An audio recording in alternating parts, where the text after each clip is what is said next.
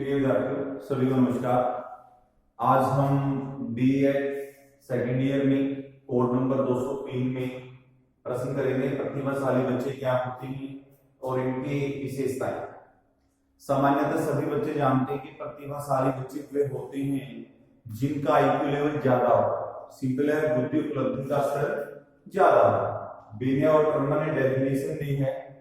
सामान्यतः कहा है कि बुद्धि के मापन में, यानी कि बुद्धि के मापन में अक्सर हम देखते हैं बिने और टर्मन ने बुद्धि उपलब्धि के मापन में 140 आईक्यू से अधिक प्राप्त अंकों के बच्चों को प्रतिभाशाली बच्चे माना है।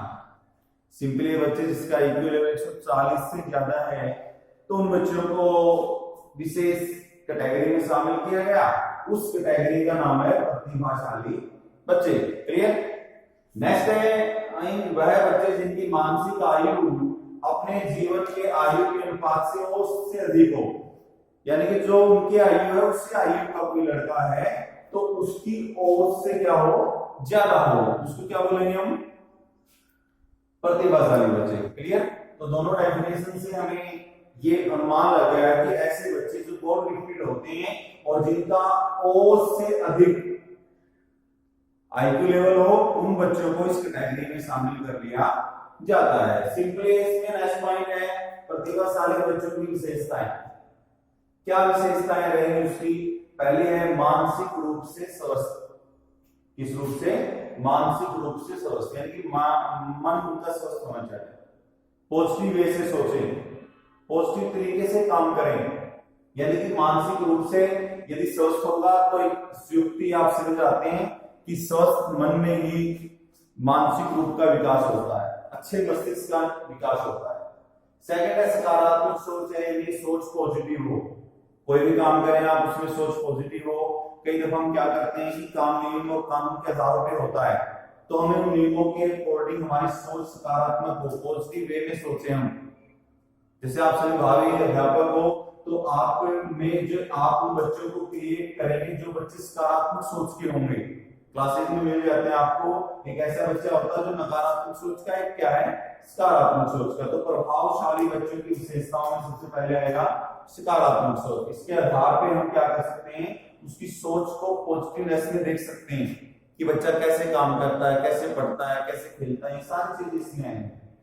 थर्ड पॉइंट पढ़ेंगे कठिन विषयों में रुचि, यानी कि जो बच्चे कठिन विषय हैं, जैसे कि अक्सर हम मान लेते हैं मैथ साइंस से जो इंग्लिश है, इन विषयों को कठिन मानते हैं, तो ये बच्चा इन विषयों में अच्छी रुचि लेगा, टीचर्स के साथ समन्वय करेगा, जो मुश्किल टॉपिक्स हैं उनको अच्छी तरीके से याद करने की भी कोशिश करेगा। तो इस आधार पे हम कठिन विषयों में रुचि मान सकते हैं कि ऐसे बच्चे जो कठिन विषयों में रुचि पैदा करें और उनको सॉल्यूशन के तरीके से ही उनको सीखने की कला जाने, क्रिएटिविटी होनी चाहिए। जैसे कि आपने देखा होगा साइंस विषय है, इंग्लिश है, मैथमेटिक्स है, ज्यादातर इन विषयों में क्या है, हम रुचि से काम करेंगे तो सफल होंगे।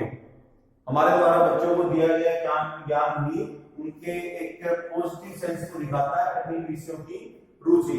फोर्थ पॉइंट है नेतृत्व और क्षमता, यानी कि ऐसे बच्चे हैं जो नेतृत्व की क्षमता पैदा करते हैं, यानी कि सबसे आगे रहेंगे, सबसे अच्छी सोच होगी उनकी, पॉजिटिव वे में नेतृत्व करेंगे। नेतृत्व करने के बाद ही अपने टीम वर्क को, अपने क्लास को एक पॉजिटिव सेंस में लेके जाएंगे, जिसमें हम कह सकते हैं कि अच्छे लीडर की क्वालिटी है।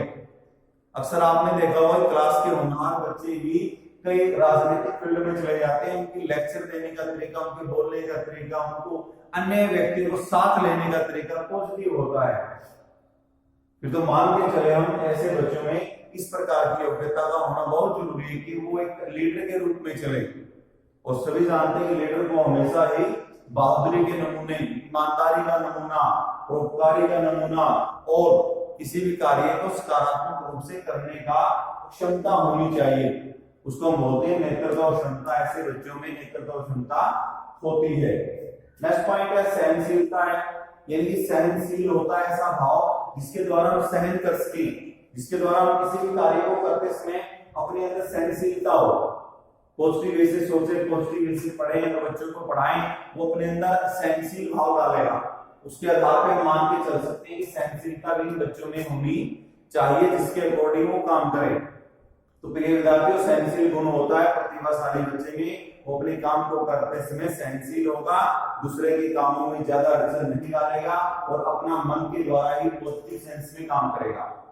नेक्स्ट है दैनिक कार्यों में रुचि, यानी कि दिन भर के कार्यों में रुचि होनी चाहिए, पॉजिटिव वे से सोचें आज आप क्या कर रहे हैं उसके आधार पर दैनिक कार्य सही हो।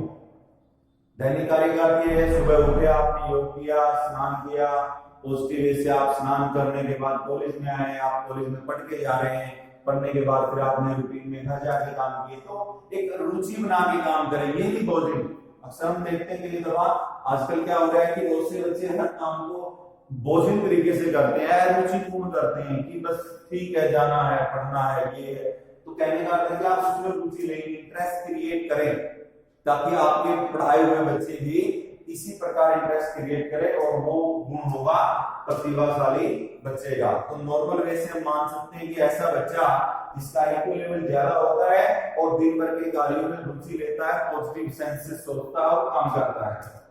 नेक्स्ट है सृजनात्मक कार्यों में रुचि। सृजनात्मक कार्य क्या होती है? क्रिएटिविटी होती है। सामान्यतः आपने देखा है कि बहुत बच्चों में क्रिएटिविटी होती है नई चीज बनाना। हमारे आप में से भी बहुत से बच्चे हैं जो क्रिएटिविटी जानते हैं, रॉ मटेरियल को अच्छी वस्तु बना सकते हैं या कोई वेस्टेज मटेरियल है उसको अच्छी वस्तु बना सकते हैं या उसमें कोई नयापन डाल सकते हैं।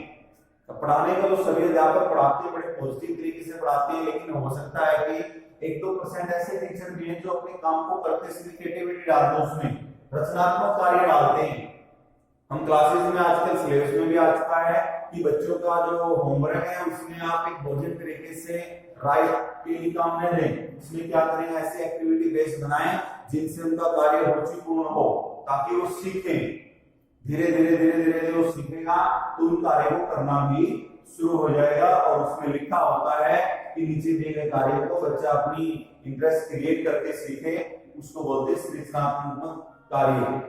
उत्तरदायित्व की क्षमता विशेष नियम है, यानी कि मान के चलो कोई बच्चा प्रतिभाशाली है तो उसके अंदर उत्तरदायित्व की भावना होनी ही चाहिए, क्योंकि जब भी आप कोई काम करेंगे तो आपके काम के प्रति आपने उसका क्या देना है, जवाब देना है, और जवाब के अकॉर्डिंग ही आपने उसमें क्षमताएं होनी चाहिए ताकि आप सही रूप से उसका जवाब दे सको।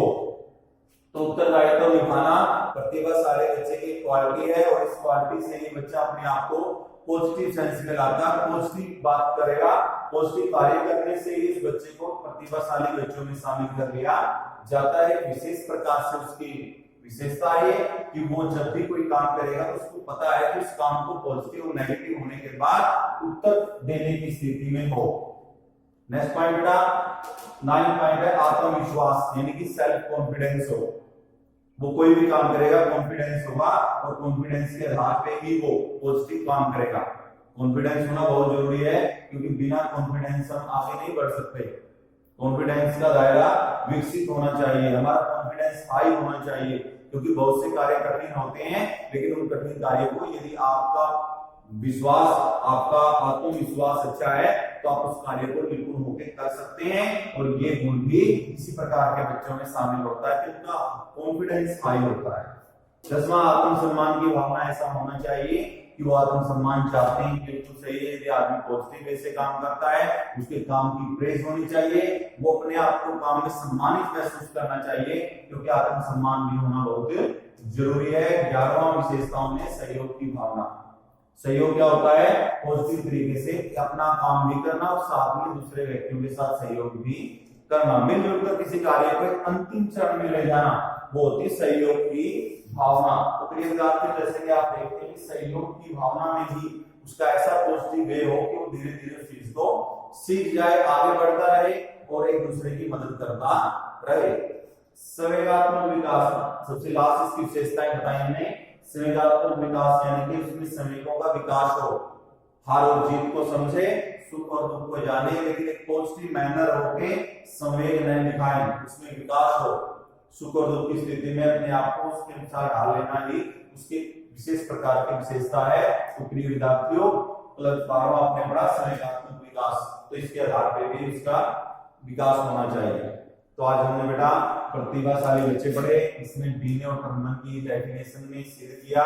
140 से अधिक अंकों वाले बच्चों को इसमें शामिल कर लिया जाएगा जिनके 140 IQ लेवल है दूसरे में हमने पढ़ा कि वह बालक जिनकी मानसिक आयु अपने जीवन की बच्चे की औसत आयु से क्या हो, अधिक हो, उसको भी प्रतिभाशाली बच्चे की डेफिनेशन में शामिल किया गया है। और आगे पढ़ा हमने प्रतिभाशाली बच्चों की विशेषताएं, स्टैटिस्टिक्स क्या है, क्या करते हैं वो, मानसिक रूप से स्वस्थ होते हैं, सकारात्मक पॉजिटिव थिंकिंग होती है, कठिन विषयों में रुचि लेंगे, नेतृत्व की अक्षमता होगी, सामान्यतः देखा कि नेतृत्व करेंगे वो। पांचवें पॉइंट में सहनशीलता की बात कही हमने, छठे पॉइंट में दैनिक कार्य में रुचि ली उन्होंने, सातवें में सृजनात्मक कार्य में रुचि ली, और आठवें पॉइंट में उत्तरदायित्व की अक्षमता का उनमें विकास होगा, जवाबदेही होगी, और नाइन्थ पॉइंट हमने किया आत्मविश्वास, आत्मसम्मान, सहयोग की भावना, और अंतिम पॉइंट है संवेदनात्मक विकास। तो इनके द्वारा हमने आज इस प्रश्न को किया। आशा करता हूं कि ये प्रश्न आपको समझ में आया होगा। यदि इस प्रश्न में से कोई भी पॉइंट्स आपने पूछना है तो आप ऑनलाइन मिल सकते हैं और उस पॉइंट्स के बारे में हमसे डिस्कस कर सकते हैं। प्रिय विद्यार्थियों, आपने इसको सुना, आपने इसको समझा, मैं आपसे आशा करता हूं कि आपको समझ में आएगा और आप बच्चे इसको अच्छी तरीके से रीड करें, राइट करें। धन्यवाद।